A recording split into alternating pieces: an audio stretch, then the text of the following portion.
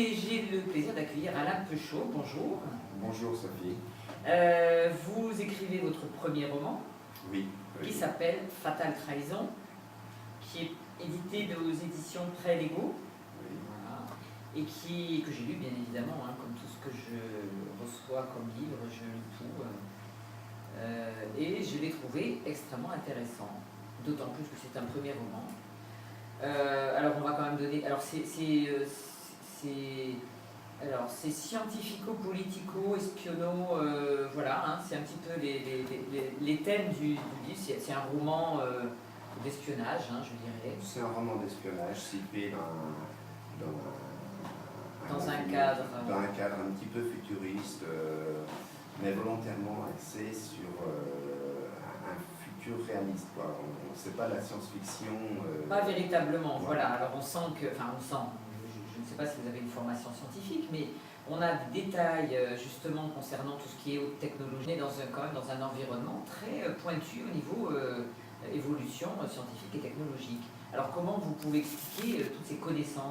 Moi j'avoue que ça m'a un peu épaté. J'ai toujours été passionné par tout ce qui est progrès, par tout ce qui est technologie, et je suis quelqu'un de délibérément orienté vers le futur. Ça se passe dans la baie de Cannes, hein, donc il y a la construction d'une tour absolument extravagante, hein, qui n'existe pas évidemment dans la réalité, qui est une espèce d'immeuble un petit peu privé, avec un propriétaire par étage, et puis il y a un étage, on ne sait pas très bien à qui il appartient. Enfin, on rentre dans un mystère un petit peu rapidement d'ailleurs, hein, ça ne traîne pas justement, on arrive assez rapidement dans l'action, dans le vif du sujet. Et voilà, c'est un agent secret très spécial. On voyage sur une trame très intéressante, toujours dans cette vision futuriste. Hein. Est-ce que vous pouvez nous expliquer peut-être un petit peu mieux le déroulé de cette aventure? Par exemple, le déroulé de l'aventure, oui, on peut l'expliquer. Le mieux, ce sera du reste de le lire, mais c'est vrai que l'histoire, la trame principale, ça va être effectivement un agent secret qui va être missionné pour aller récupérer des nanoprocesseurs et donc récupérer surtout une invention qui a été mise au point par un professeur français, et ce professeur français s'est fait enlever par une équipe de malfrats à la solde des mafias diverses, et qui revend tout ce qu'elle peut voler au mieux disant. Voilà. Alors on retrouve des protagonistes classiques, hein, des Américains, des Chinois,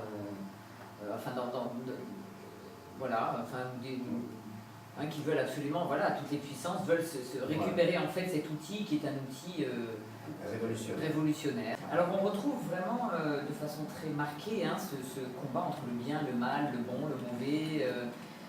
C'est quand même assez tranché. Alors est-ce que vous avez eu, vous, pour avoir un esprit aussi carré, des expériences de ce type? Non, c'est simplement, je pense que quelque part on a une éducation qui ressort inévitablement quand on écrit quelque chose. C'est, comme vous le disiez très justement, mon premier roman, c'est probablement pas le dernier parce que ça me démange d'en écrire. Mais j'espère que non, parce que je me suis régalée à le lire, vraiment. Et donc je pense que inconsciemment on a quand même notre éducation qui ressort quelque part. Voilà. Alors je vais vous poser une petite question indiscrète, hein. Forcément cette question vient à toutes les lèvres qui l'ont lu, concernant la vie érotique de cet agent secret, qui a quand même une vie très remplie. Hein, une vie assez chargée. Très très chargée. Hein. Alors il est polygame, hein, on va dire, et il va de femme en femme, voire tout en même temps. Enfin, on assiste à des séances, des scènes assez pittoresques.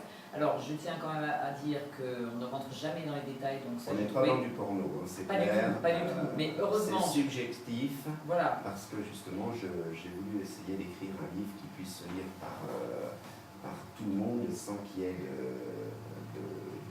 de blocage par rapport à ça. Voilà.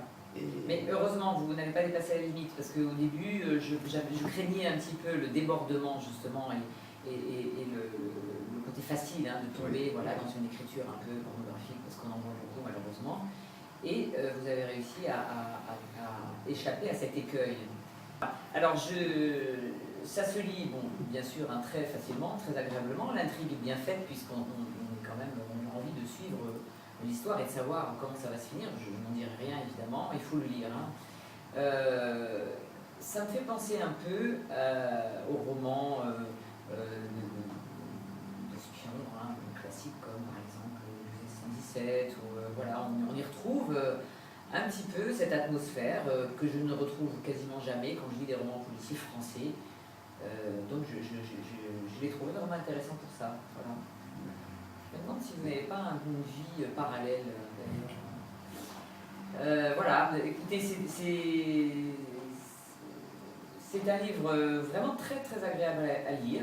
On apprend des choses, alors il faut bien faire la part des choses entre ce qui est du domaine du fantastique et de la vision futuriste.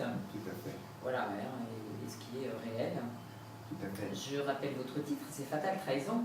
Vous disiez que vous aviez envie d'en écrire un autre. Est-ce que vous garderiez l'agent spécial Roland Dupuis? Fort possible, oui. Fort possible. Faire une suite. Il a une personnalité attachante. Lui confier d'autres missions et avec effectivement d'autres rebondissements. D'autres lieux, d'autres... Voilà. Alors c'est bien, on n'est pas noyé quand même, je précise pour ceux qui auraient peut-être cette crainte, par des ajouts trop importants de technologie lourde, avec des détails, des mots, etc. Non, on reste quand même dans des choses très abordables. Voilà, et c'est très très attractif parce que c'est quand même très proche du réel. Et donc on comprend très bien l'évolution petit à petit. Disons que l'idée générale du livre, c'était tant effectivement, comme vous disiez très justement, dans les passages érotiques que dans les passages techniques, c'est de laisser la possibilité au lecteur d'une place à l'imagination. Le livre fait 175 pages, j'aurais pu écrire un livre de 300 pages ou 500 pages, mais je pensais que ce n'était pas judicieux parce que faire perdre le lecteur dans trop de détails techniques, ça ne présentait pas d'intérêt. Alors voilà, je trouve qu'il y a un très très bon dosage justement de technique, d'aventure, de suspense, d'érotisme, parce que voilà, il faut en mettre un peu, semble-t-il. Moi je trouve pas ça indispensable, mais vous n'avez pas dépassé la limite et je trouve ça très bien. Comment vous écrivez? Alors là je vais prendre la question récurrente de René, qui est toujours intrigué par des écrivains. Non, mais intrigué, surtout curieux de savoir comment les gens écrivent, à quel moment, à quelle heure, est-ce qu'on écrit de façon systématique ou est-ce qu'on écrit quand on a quelque chose à... l'écriture se fait comment donc vous, c'est comment? Disons que j'ai une vie qui est assez chargée, je suis entrepreneur, je suis également coureur à pied, très sportif, donc je passe énormément de temps à courir, sur des parcours assez longs. Et ce livre, déjà, ça m'a pris un beau matin, je me suis dit, tiens, si j'écrivais un livre, voilà. Et ça vous est venu comme ça, d'accord? Ah oui, comme ça, oui, vraiment, peut-être un défi, une envie, et aussi un défi sur moi-même, c'est quelque chose que j'aime les expériences, et c'est quelque chose que je n'avais jamais fait, et j'ai trouvé très intéressant de me lancer sur cette aventure. Bon, ça j'ai pris énormément de plaisir à le faire. Et donc, j'ai écrit en fonction du temps que j'avais de libre, donc de temps en temps 2 heures, de temps en temps 3 heures, certains jours pas d'écriture du tout.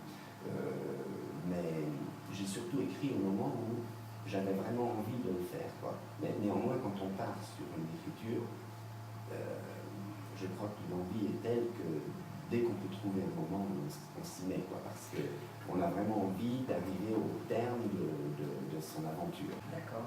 Oui, alors c'est étonnant ce que vous dites là. Un beau jour, je me suis dit, tiens, je vais écrire un livre, parce que bon, après, ça se fait pas comme ça. Je veux dire, il faut un sujet, puis il faut trouver un style, c'est plusieurs choses. Donc toutes ces choses-là existaient en vous quand même. Je laisse Sophie parler du style. Le style est... Bon, alors c'est vrai que je reçois pas mal de romans ici, notamment des romans policiers, parce que jusqu'à présent, j'en ai très peu lu.